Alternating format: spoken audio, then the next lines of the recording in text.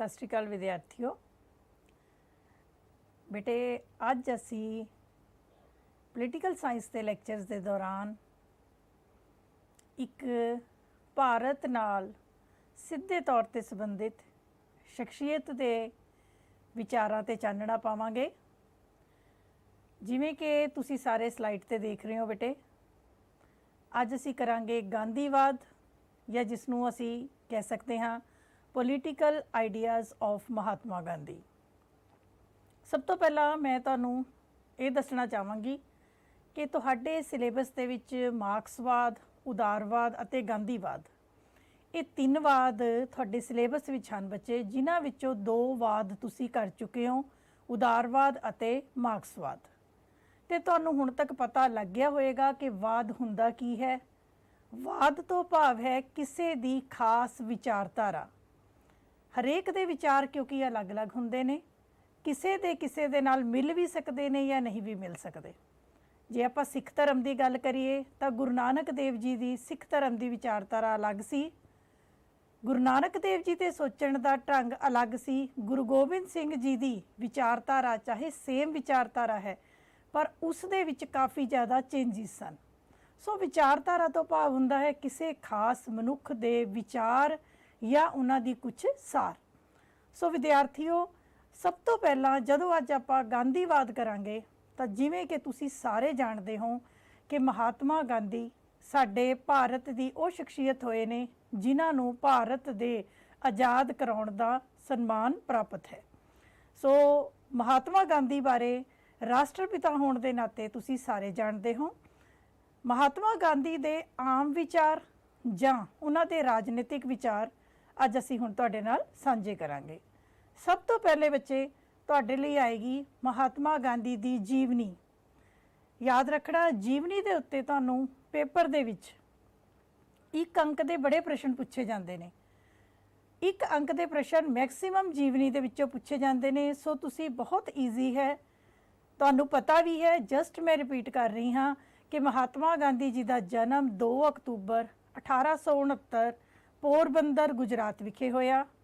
उन्हां दे पिता का नाम करमचंद गांधी सी अते माता का नाम पुतली बाई सी। जदों गांधी जी की उम्र 19 साल की सी उदों उन्हां दा विआह कस्तूरबा नाम की एक स्त्री नाल होया।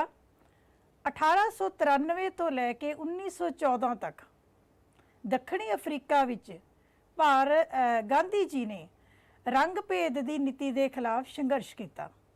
जदों बच्चे मैं तुहानूं दसना चाहांगी उन्होंने लॉ दे विच अपनी एज अ लॉयर वकील के तौर के उत्ते अपनी सिक्ख्या प्राप्त की।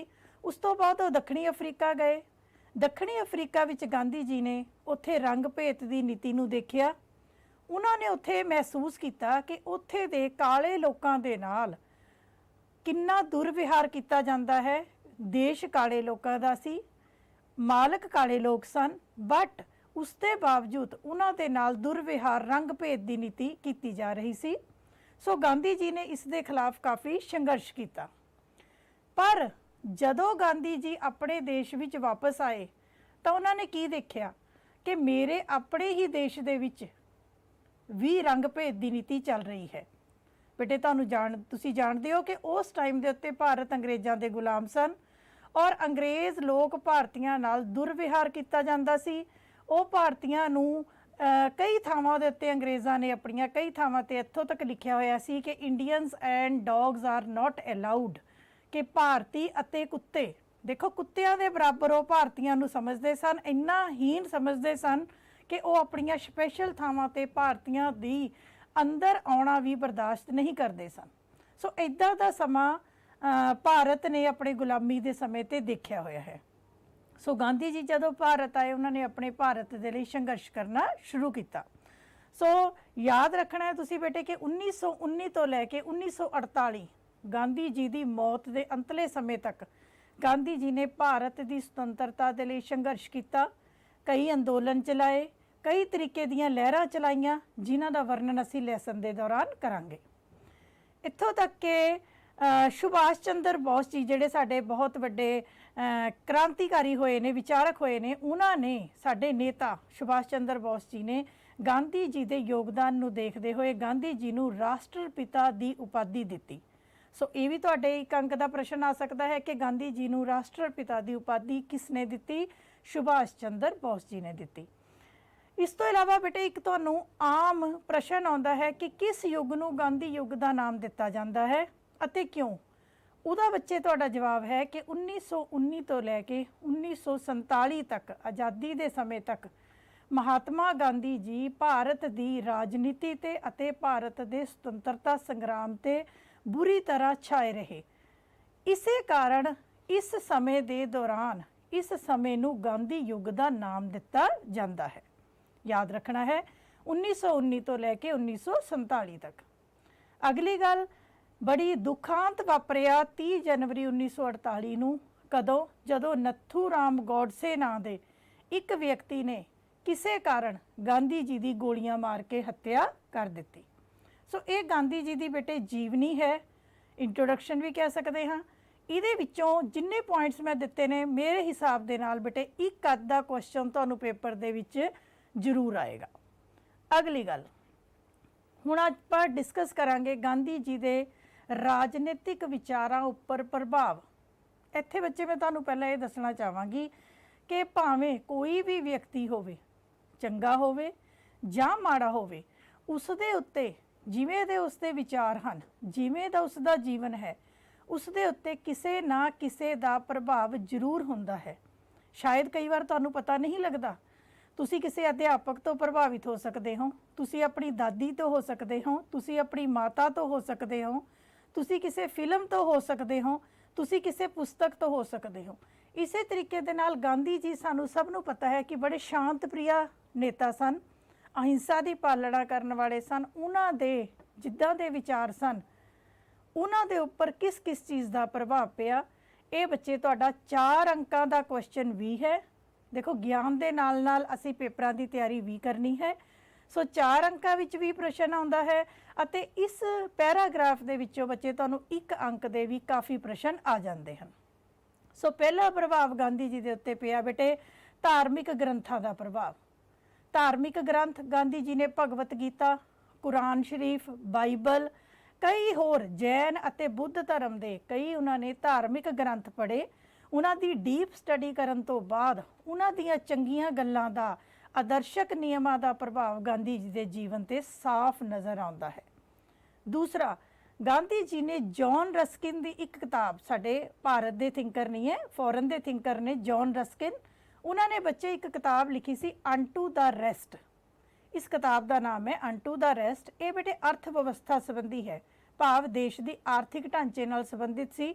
इस किताब का भी गांधी जी के उत्ते बहुत प्रभाव पिया। इसी तरीके दे नाल एक होर बहुत ही अच्छी पुस्तक Henry David Thoreau, Henry David Thoreau ने एक किताब लिखी सी an essay on civil disobedience. Civil disobedience कानून सिविल नाफरमानी। तुसी गांधी जी के विचारां च भी आपां सिविल नाफरमानी नीचे भी पढ़ांगे, कई जगह पढ़ांगे। इसका भाव हुंदा है कानून, गलत कानूनां दी पालना ना करना, नाफरमानी मैंने ना मनना। किहड़े कानून गांधी जी कहंदे ने? वो जिहड़े कि गलत हन। सो ये हैनरी डेविड दी बुक जिहड़ी सी, इन्हां दे विचारां ने भी गांधी जी नूं बाद विच प्रभावित कीता। इसे तरीके दे नाल रूस दे एक बहुत महान लेखक होए ने टॉलस्टॉय, तुसी नाम भी सुनिया होएगा।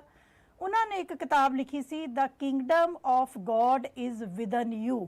विदन यू मैंने तुहाडे अंदर है। किंगडम भाव राजधानी, भाव परमात्मा की राजधानी तुहाडे अपने ही अंदर है, भाव परमात्मा तुहाडे अपने अंदर ही निवास करता है।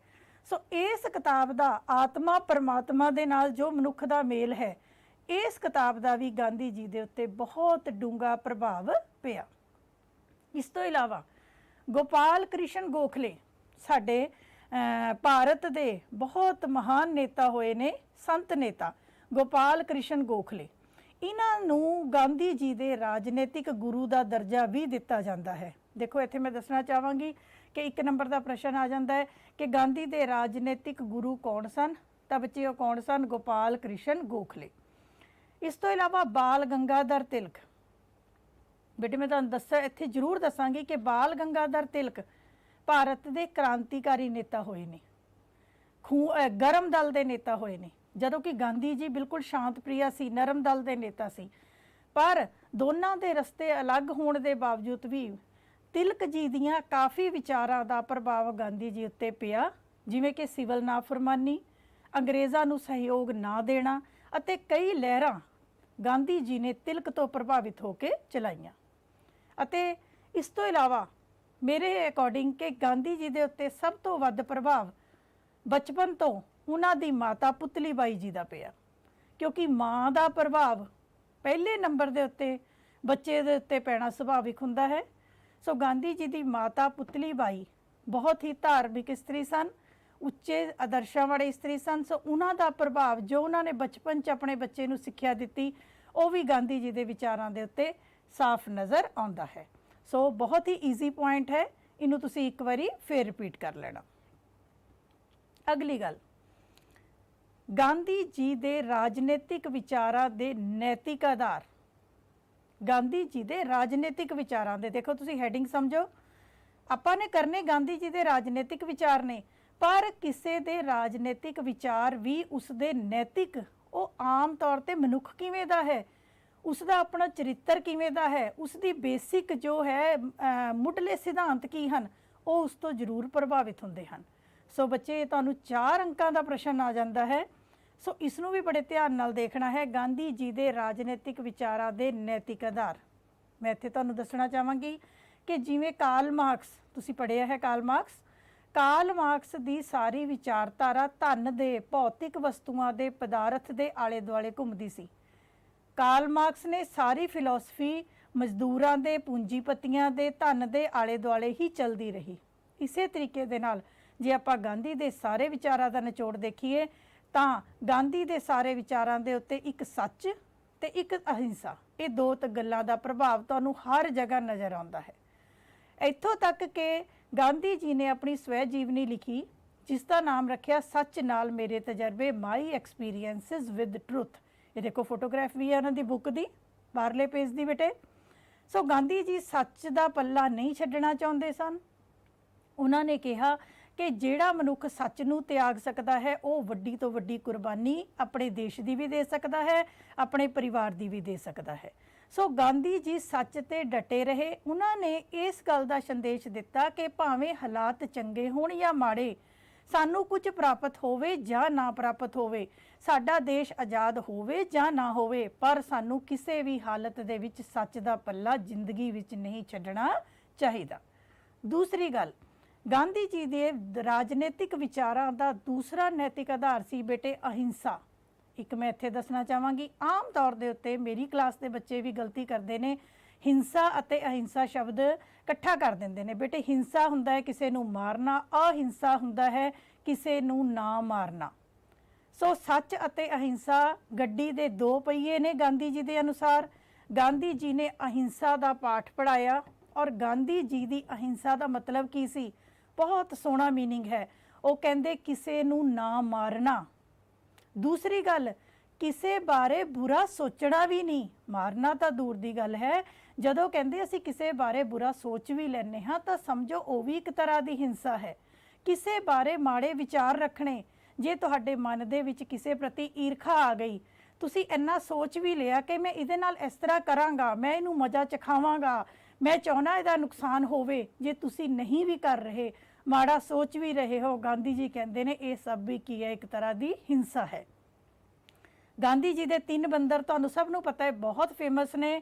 ਬੁਰਾ ਨਾ ਬੋਲੋ, ਬੁਰਾ ਨਾ ਦੇਖੋ, ਬੁਰਾ ਨਾ ਸੁਣੋ। ਬਹੁਤ ਮਸ਼ਹੂਰ ਨੇ ਬੇਟੇ, ਆਪਾਂ ਸਾਰੇ ਦੇਖਦੇ ਹਾਂ ਕਿ ਨਾ ਸਾਨੂੰ ਬੁਰਾ ਬੋਲਣਾ ਚਾਹੀਦਾ ਹੈ, ਜੇ ਬੁਰਾ ਹੋ ਰਿਹਾ ਹੈ ਉਸ ਨੂੰ ਦੇਖੋ ਹੀ ਨਾ, ਤੇ ਜੇ ਬੁਰਾ ਕੋਈ ਬੋਲ ਰਿਹਾ ਹੈ ਤਾਂ ਕੋਸ਼ਿਸ਼ ਕਰੋ ਉਸ ਨੂੰ ਸੁਣੋ ਹੀ ਨਾ। ਸੋ ਗਾਂਧੀ ਜੀ ਦੇ ਵਿਚਾਰ ਜਿਹੜੇ ਸੀ ਹਿੰਸਾ ਬਾਰੇ, ਇਹ ਬਹੁਤ ਹੀ ਅਸੀਂ ਕਹਿ ਸਕਦੇ ਹਾਂ ਵਧੀਆ ਵਿਚਾਰ ਸੀ। ਗਾਂਧੀ ਜੀ ਆਪਣੀ ਸਾਰੀ ਜੀਵਨ ਦੇ ਵਿੱਚ ਅਹਿੰਸਾ ਨੂੰ ਨਾਲ ਲੈ ਕੇ ਚੱਲੇ। ਹੁਣ ਆਪਾਂ ਬੇਟੇ ਅੱਜ ਦੇ ਮੁੱਖ ਟੌਪਿਕ ਤੇ ਆ ਰਹੇ ਹਾਂ, ਗਾਂਧੀ ਜੀ ਦੇ ਰਾਜਨੀਤਿਕ ਵਿਚਾਰ, political ideas of Mahatma Gandhi. ਰਾਜਨੀਤਿਕ ਵਿਚਾਰ ਉਹ ਹੁੰਦੇ ਨੇ ਜਿਹੜੇ ਸਿੱਧੇ ਜਾਂ ਅਸਿੱਧੇ ਤੌਰ ਤੇ ਸਾਡੇ ਦੇਸ਼ ਦੇ ਰਾਜਨੀਤਿਕ ਢਾਂਚੇ ਜਾਂ ਰਾਜ ਸੰਬੰਧੀ, ਸਰਕਾਰ ਸੰਬੰਧੀ ਨਿਯਮਾਂ ਨਾਲ ਸੰਬੰਧਿਤ ਹੁੰਦੇ ਹਨ। ਸੋ ਪਹਿਲਾ ਵਿਚਾਰ ਗਾਂਧੀ ਜੀ ਦਿੰਦੇ ਹਨ ਰਾਜ ਸੰਬੰਧੀ ਵਿਚਾਰ, ਵਿਊਜ਼ ਅਬਾਊਟ ਸਟੇਟ। मैं तुहानूं इत्थे दस्सांगी बेटे, तुसीं उदारवादियों के विचार राज बारे पढ़े, वो भी राज नूं बुराई मनते सन। मार्क्स भी राज नूं बुरी संस्था मनते सन। इसे तरीके दे नाल याद रखना है, गांधी जी भी राज नूं एक जरूरी बुराई मनते हैं। उन्हां दे अनुसार राज एक आत्महीन यंत्र है। आत्महीन भाव राज की आत्मा नहीं हुंदी। गांधी जी कहते हैं कि राज किस लिए है, वो कहते अमीरां दे हत्थ विच एक यंत्र है, अमीर लोगों के हितों की रखिया करता है। ये एक वो साधन है जिस राही अमीर गरीबां का शोषण करते हैं। गांधी जी राजनीतिक शक्ति प्राप्त करन नूं आखिरी टीचा नहीं समझते। जिस तरह साडे अजकल दे नेता राजनीतिक शक्ति प्राप्त करन नूं ही आखिरी टीचा समझते हैं, गांधी जी दे ऐसे कोई विचार नहीं सन। सो गांधी जी ये मनते हैं कि जो वर्तमान राज है वो हिंसा की प्रतिनिधित्व करता है। राज दे कानून, राज की शक्ति समाज विच हिंसा फैलाउंदी है, व्यक्ति की सुतंत्रता नूं घटाउंदी है। ऑल द होल जे आपां ये कहिए कि गांधी जी राज नूं वर्तमान रूप नूं पसंद बिल्कुल नहीं करते सन। उन्हां दे अनुसार राज शक्ति ते आधारित है ते व्यक्ति ते कई तरह दीयां गैर जरूरी रोकां लगाउंदा है। इस दी जगह दे उत्ते, राज दी जगह ते बेटे गांधी जी की चाहुंदे सन कि स्वराज होवे। वो कहंदे राज दे वर्तमान रूप नूं खत्म कर दिता जावे। इस दी जगह ते किहदी होनी चाहिदी है? स्वराज दी स्थापना होनी चाहिदी है। सो अगली साइड आपां स्वराज बारे विचार करांगे कि स्वराज तो गांधी दा की भाव है। हुण आपां करांगे गांधी जी दे स्वराज संबंधी विचार, व्यूज़ अबाउट स्वराज। हुण तुसीं देखो अखर देखो, स्वराज भाव स्वैराज, स्वै भाव अपने आप, अपना राज, अपना राज, स्वै शासन अपने आप ते शासन, आत्म संयम अपनियां इंद्रियां ते अपनी आत्मा ते अपने शरीर ते अपनी सोच दे उत्ते संयम तुहाडा कंट्रोल होवे। सो गांधी जी दे स्वराज संबंधी दो तरह के विचार सन, एक अध्यात्मक विचार, एक राजनीतिक आधार। सो अध्यात्मक तौर पे गांधी जी बहुत ही सोहनी गल कहते हैं, जिवें कि मैं इत्थे एग्जाम्पल जरूर देवांगी। गुरबाणी दे विच लिखिया है बेटे, मन जीते जग जीत, कि मन नूं जितना औखा है, जग नूं जितना सौखा है। मन नूं जित्तिया नहीं जा सकता, अपने मन ते काबू पाउणा औखा है। जग नूं तां आपां शक्ति नाल भी जित लांगे। ठीक यही धारणा गांधी जी ने दिती जदों उन्होंने कहा कि स्वराज का मतलब है तुहाडा अपना राज होवे, तुसी अपने ते कंट्रोल करो, शासन तुहाडे हत्थ विच होवे, पर तुहाडे अपने औगणां ते, अपने गुस्से ते, अपने क्रोध ते, अपनी ईरखा ते, अपनी माड़ियां गल्लां ते तुहाडा कंट्रोल होवे, तुहाडे कोल तुहाडा अपने ते आत्म संयम होवे। गांधी जी ने जो वर्त रखने दसे ने बच्चे, उसका कारण भी ये सी कि तुहाडा अपनियां इंद्रियां ते, अपने आप ते, अपने मन ते कंट्रोल होना चाहिए है। दूसरे, जदों आपां गांधी दे राजनीतिक स्वराज की गल करांगे तो राजनीतिक तौर पर गांधी की चाहुंदे सन कि इहो जिहा राज, स्वराज तो उन्हां दा भाव सी ऐसा राज जिस विच अमीर अते गरीब नूं इक्को जिहे अधिकार मिलन, सारिआं नूं इक्को जिही सुतंत्रता मिले, सारिआं दी समान अते जरूरी अते मुੱਢਲੀ लोड़ां, रोटी कपड़ा अते मकान, इन्हां दियां मुੱਢਲੀਆਂ लोड़ां दी सब दी पूर्ति होनी चाहिदी है। समाज विच शक्तियां दी वंड होनी चाहिदी है, राजनीतिक शक्तियां भी वंडियां होण अते आर्थिक शक्तियां भी वंडियां होण। ऐसा राज गांधी जी चाहुंदे सन, उसनूं वो काहदा नाम दिंदे है? स्वराज का नाम दिंदे हैं, जिथे सारे लोगों का अपना राज होवे, सारे उहदे विच हिस्सेदार होण। पर नाल ही दुख की गल है कि गांधी जी दे स्वराज की प्राप्ति की है बेटे? एक कल्पना बन के रह गई, एक सुपना बन के रह गई। अज तक भी असी इस तरह के समाज का निर्माण नहीं कर सके। हुण आपां करांगे बहुत इंपॉर्टेंट पॉइंट बेटे, मैं तुहानूं दसना चाहांगी कि सारे पॉइंट गांधी जी के राज संबंधी विचार, गांधी जी के स्वराज संबंधी विचार, गांधी जी का आदर्श राज, ये एक एक पॉइंट के उत्ते तुहानूं 4-4 अंक का इंडिविजुअल क्वेश्चन भी आ सकता है। सो आदर्श राज इज़ वेरी इंपॉर्टेंट। तुहाडे बुक दे विच 10 नंबर दे विच भी आदर्श राज जरूर दिता होएगा। सो आदर्श राज, views regarding ideal state. Ideal असीं कहंदे बहुत आदर्श है, आदर्श मैंने बहुत वधिया।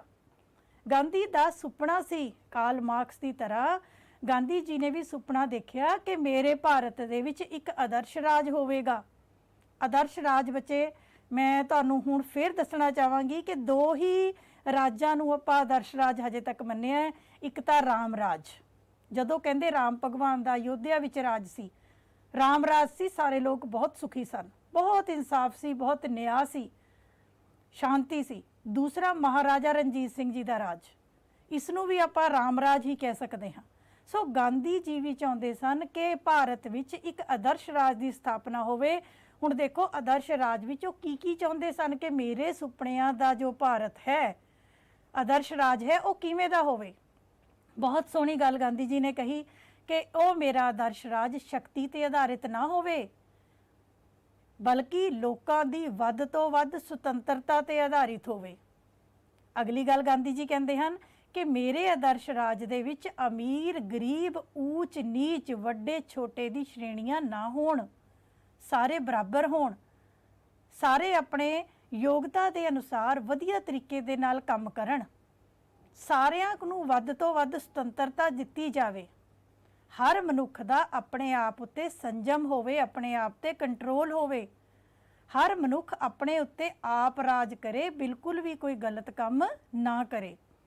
ਗਾਂਧੀ ਜੀ ਕਹਿੰਦੇ ਹਨ ਮਨੁੱਖ ਤਾਂ ਦੇਵਤਾ ਹੈ, ਮਨੁੱਖ ਨੂੰ ਪੁਲਿਸ ਦੀ ਤਾਂ ਲੋੜ ਹੀ ਨਹੀਂ ਹੈ। ਗਾਂਧੀ ਜੀ ਕੀ ਬੋਲਦੇ ਹਨ ਕਿ ਜੇ ਪੁਲਿਸ ਹੋਵੇ ਤਾਂ ਉਹ ਕਾਹਦੇ ਲਈ ਹੋਵੇ? ਸਿਰਫ ਲੋਕਾਂ ਦੀ ਮਦਦ ਦੇ ਲਈ ਹੋਵੇ।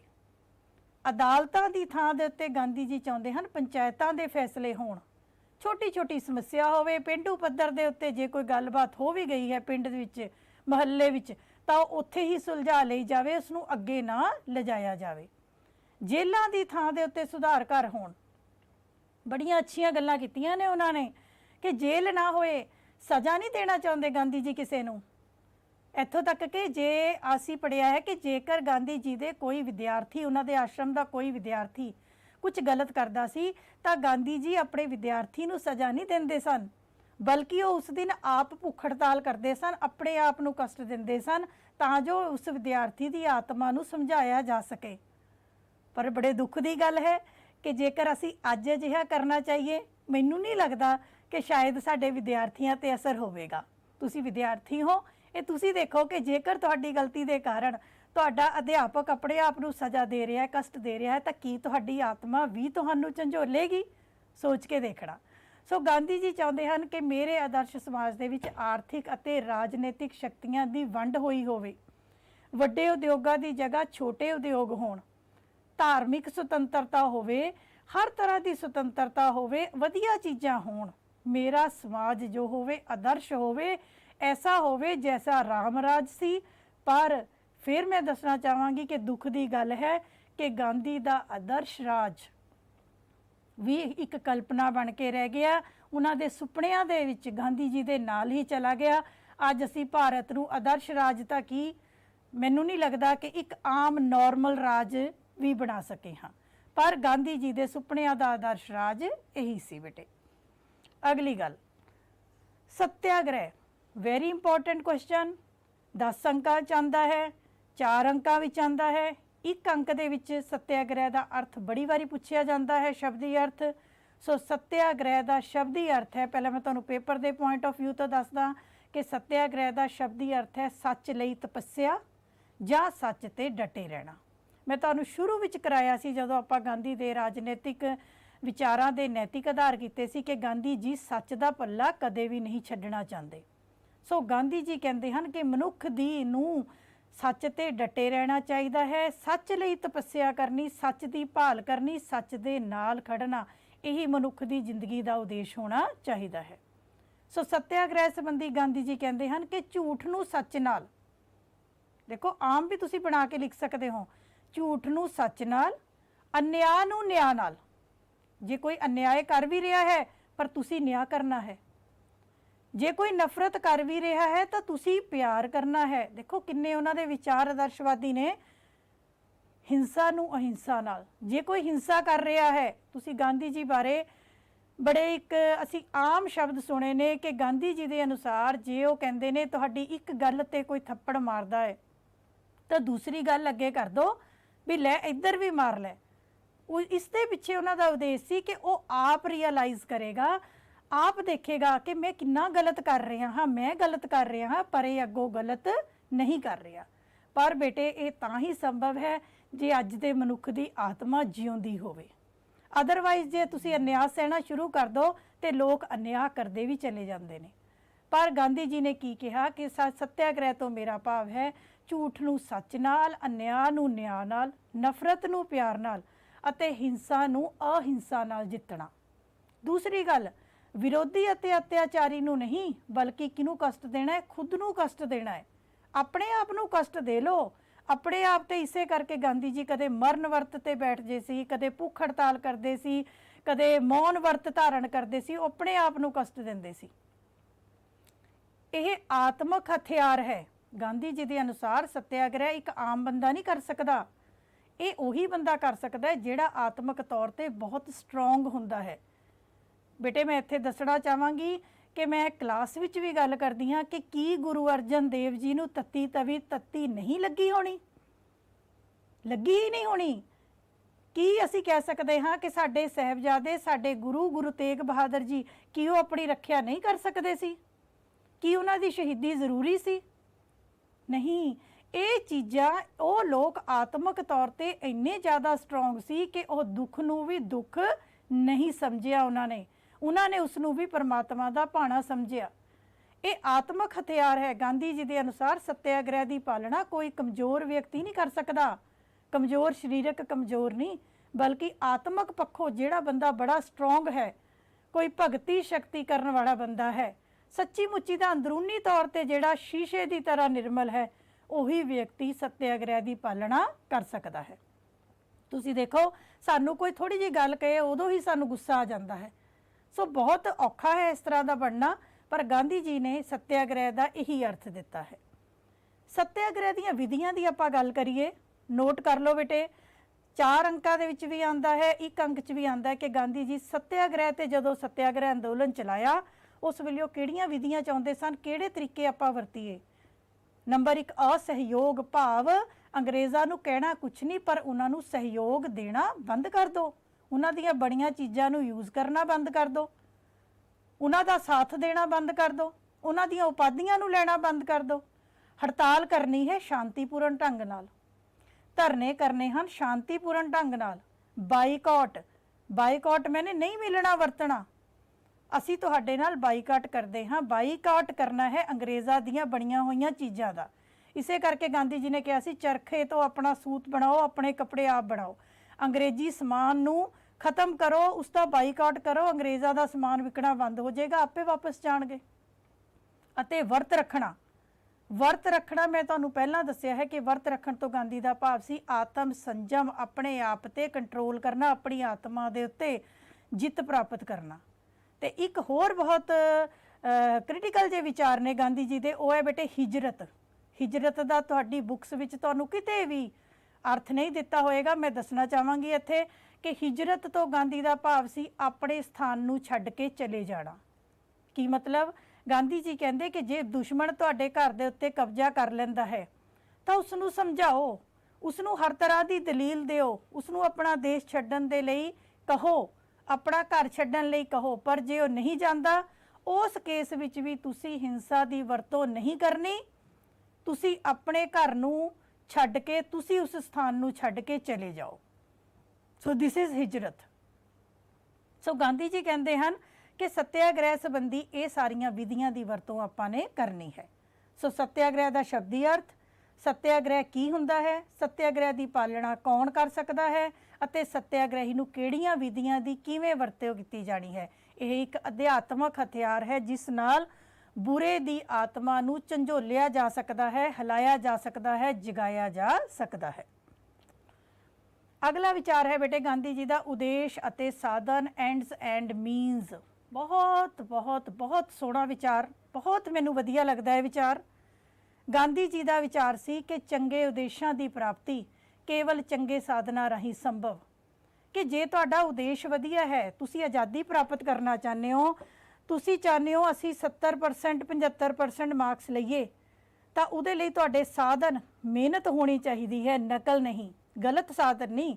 ਜੇ ਕੋਈ ਬੰਦਾ ਸੋਚੇ ਕਿ ਮੈਂ ਆਪਣੇ ਬੱਚੇ ਨੂੰ ਡਾਕਟਰ ਬਣਾਉਣਾ ਹੈ, ਚੰਗਾ ਸਾਧਨ ਹੈ, ਪਰ ਉਸਦੇ ਲਈ ਅਗਲਾ ਸੋਚੇ ਕਿ ਚਾਹੇ ਮੈਂ ਰਿਸ਼ਵਤ ਦੇਵਾਂ, ਚਾਹੇ ਮੈਂ ਪੇਪਰ ਲੀਕ ਕਰਾਵਾਂ, ਚਾਹੇ ਮੈਂ ਕਿਵੇਂ ਮਰਜ਼ੀ ਸੀਟ ਲਵਾਂ, मैं इसनूं डॉक्टर ही बनाना है। सो की है, साधन माड़े हन, उदेश चंगा है। गांधी जी कहते हैं कि जे उदेश चंगा है, साधन माड़े हन, तो तुहाडे चंगे उदेश का कोई फायदा नहीं है। उन्होंने साधना की तुलना बीज नाल कीती है अते उदेश की तुलना रुख नाल, कि जिवें दा बीज पाओगे उवें दा ही रुख उगेगा।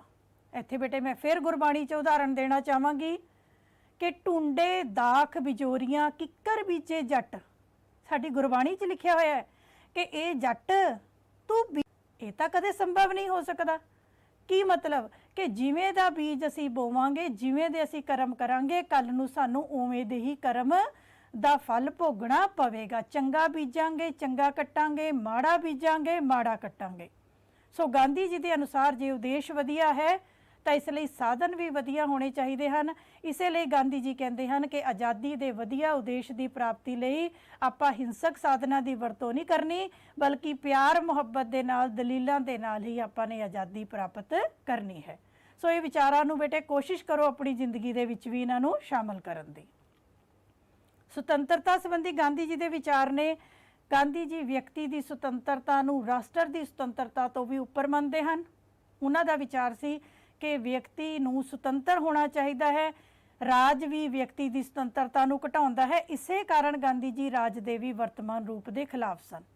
गांधी जी के अनुसार सुतंत्रता की होंद तो बिना मनुख की जिंदगी का कोई भी लाभ नहीं है। मनुख एक मरे दे बराबर है, एक लाश के बराबर है जे मनुख कोल सुतंत्रता ही नहीं है।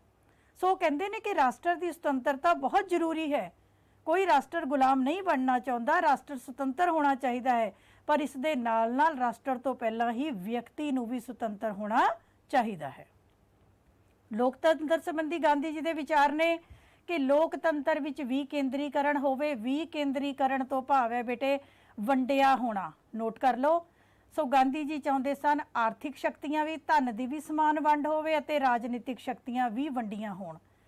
ਵੱਡੇ ਵੱਡੇ ਸਰਕਾਰਾਂ ना होण, पिंडां दीयां पंचायतां होण, शहरां विच नगर पालिकावां होण, उन्हां कोल शक्तियां होण। ਵੱਡੇ उद्योगां दी जगह ते छोटे उद्योग होण, सारे लोकां नूं काम मिले। व्यक्ति दे अंदर सहनशीलता, अपने विरोधी विचारां नूं सुनना, अनुशासन विच रहना, निमरता, बलिदान दी भावना, ये गांधी जी कहते हैं कि लोकतंत्र लई बहुत ज़्यादा जरूरी है। हुण आपां देखदे आ विरोधी विचारां नूं सहन करना, ये तो बहुत वड्डी गल है।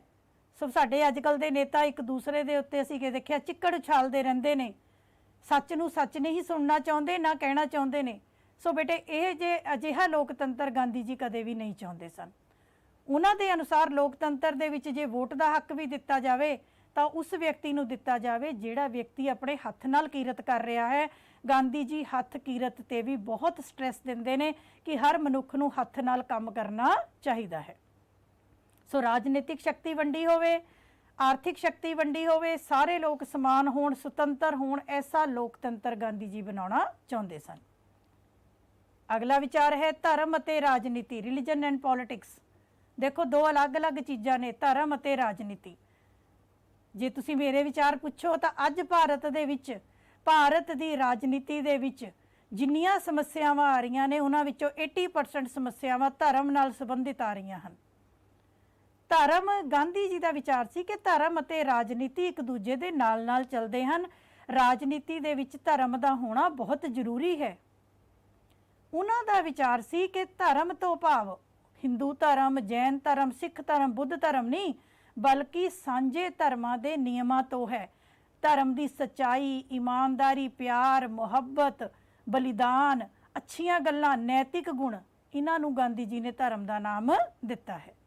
सो गांधी जी कहते हैं राजनीति एक माड़ी चीज़ है, राजनीति एक गंदी खेड है। धर्म दे विच बड़ियां अच्छियां गल्लां हन।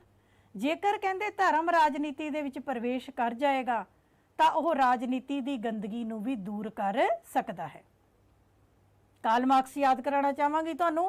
कार्ल मार्क्स धर्म नूं बहुत माड़ी चीज़ मनते सन, वो धर्म के सख्त विरोधी सन। पर गांधी जी धर्म के हक विच हन, वो धार्मिक व्यक्ति सन। वो चाहते सन कि धर्म राजनीति च प्रवेश करे तां जो राजनीति की गंदगी नूं दूर किया जा सके। इस तो इलावा रोटी लई किरत, ब्रैड लेवर, मैं तुहानूं पहले दस्सिआ कि गांधी जी चाहते सन हर मनुख नूं हत्थ नाल काम करना चाहिए है। अपणियां रोज़मारा दीयां जड़ियां लोड़ां ने वो हत्थ कीरत करके मेहनत करके किसी का हक नहीं लेना, मेहनत करके हत्थां नाल काम करके हर व्यक्ति नूं अपना गुजारा करना चाहिए। इत्थों तक कि गांधी जी वोट का अधिकार भी, ये एक नंबर का प्रश्न है कि वोट का अधिकार गांधी जी किस नूं देना चाहुंदे सन? उस व्यक्ति नूं जो अपने हत्थ दे नाल कीरत करे। इत्थों तक गांधी जी कहते हैं कि जिहड़े मानसिक अते बुद्धिजीवी लोग हैं, सरकारी नौकरियां करते हैं, वड्डे पदवियां ते हैं, बिजनेसमैन ने, कोई भी होर, उन्हां नूं भी दिन विच एक ना एक वारी हत्थ नाल काम जरूर करना चाहिए है, क्योंकि गांधी जी हत्थी कीरत करन नूं बहुत ज़्यादा उच्चा दर्जा दिंदे सन। अमानतदारी प्रणाली बेटे बहुत वेरी इंपॉर्टेंट है, समय की घाट है, मैं थोड़ी जी स्पीड दे नाल ही करवावांगी। अमानतदारी प्रणाली का मतलब है कि गांधी जी का विचार सी कि अमीरां दे कोल जो धन या संपत्ति फालतू पैसा है, जायदाद है, संपत्ति है, ये उन्होंने सोचना चाहिए है कि उन्होंने कोल गरीबां दी अमानत के तौर पर पिया है। जदों गरीबां नूं या समाज नूं इस धन की लोड़ होवेगी तां अमीर अपना यह धन उन्होंने देण लई तैयार हो जाना चाहिए है। सो गांधी जी अमीरां तो जबरदस्ती धन लैण दे हक विच नहीं सन। उन्हां दे अनुसार समाज का धन अमीरां कोल अमानत के तौर पर पिया है। इसे तरीके दे नाल गांधी जी फौज दे, पुलिस दे, मैं तुहानूं पहला दस्सिआ है कि हक विच नहीं हैं। वो कहंदे ऐसी होवे जे फौज या पुलिस है तो ऐसी होवे जो अहिंसक साधना वाली होवे अते जिस दा काम जनता दा भला करना होवे। आपां गांधी दी आलोचना, गांधी जी दे बहुत वधिया विचार, बहुत ही वधिया विचार गांधी जी दे हन। सो उन्हां दी कई पक्षां तो आलोचना भी की गई है।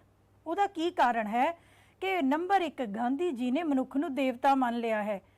गांधी जी मनते हैं कि मनुख इन्ना सियाणा है कि मनुख कुछ भी गलत नहीं करेगा। गांधी जी मनुख नूं लोड़ तो ज़्यादा चंगा ते तर्कशील प्राणी मन के चलते हैं, पर सानू पता है कि असल दे विच अजिहा संभव नहीं हो सकता। मनुख इन्ना भी सियाणा ते चंगा प्राणी नहीं है। दूसरी गल, गांधी दा स्वराज, गांधी दे आदर्श राज, गांधी दे सत्याग्रह बहुत सोहणे, बहुत अच्छे विचार ने, पर उन्होंने अमली जिंदगी दे विच ते खास तौर ते भारत दे विच लागू करना मैनूं लगदा है अज दे कलयुग दे समय विच यह औखा ही नहीं बल्कि असंभव होएगा। सो गांधी जी ने एक पर जो दिता अमानतदारी प्रणाली। अमानतदारी भाव अमीर लोग ये सोचण कि साडे कोल जो धन पिया है वह गरीबां दी अमानत है, जदों लोड़ होएगी अमीर अपना धन समाज नूं गरीबां नूं दे देणगे। ये गल कदे भी संभव नहीं हो सकती। ना अमीर इस तरह सोचणगे, ना धन देणगे।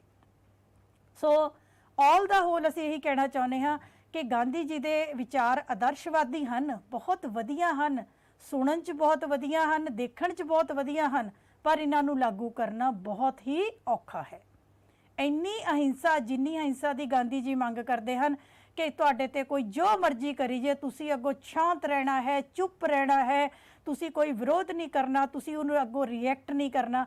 इन्नी अहिंसा की पालना करनी भी एक आम मनुख दे लई बहुत औखी है।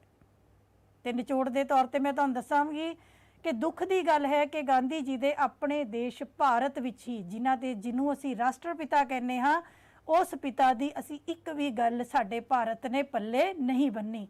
ना नशे खत्म होए ने, ना हिंसा खत्म हुई है, ना लालच खत्म होया है, ना कुछ होर खत्म होया है। सो बड़े दुख की गल है कि गांधी जी दे अपने देश भारत विच ही गांधी जी दे उद्देशां दी, गांधी जी दे मुख सिद्धांतां दी बुरी तरह उलंघना की जा रही है। सो जे आपां सिट्टे दे तौर पर कहिए तो गांधी जी दे विचार बहुत वधिया ने, पर उन्हां विच व्यवहारकता की कमी पाई जाती है। जेकर गांधी जी दे विचार राम राज, आदर्श राज, प्यार, मित्रता, शांति, इन्हां चीज़ां, सारियां चीज़ां नूं जेकर आपां लागू कर दईए, लागू करन दी कोशिश करिए, तो साडा देश स्वर्ग बन जाएगा। साडा देश ही क्यों, संसार ही सारा स्वर्ग बन सकता है। सो इस लैसन दे विच राजनीतिक विचारां दे नाल नाल मैं तुहानूं यही कहना चाहांगी बेटे कि हो सके चलो देश विच ना सही, पर अपने जीवन दे विच, अपने रोज़मारा दे जीवन दे विच गांधी जी दे विचारां नूं अपनाउण दी तुसी कोशिश जरूर करनी है। सो पेपर लई भी तुसी ये लैसन जरूर तैयार कर लेना है। होर कोई डिटेल या प्रश्न होए तो तुसी मैनूं पुछ सकदे हो। गलती लई बहुत बहुत माफ़ी अते बहुत बहुत धन्नवाद। Thank you.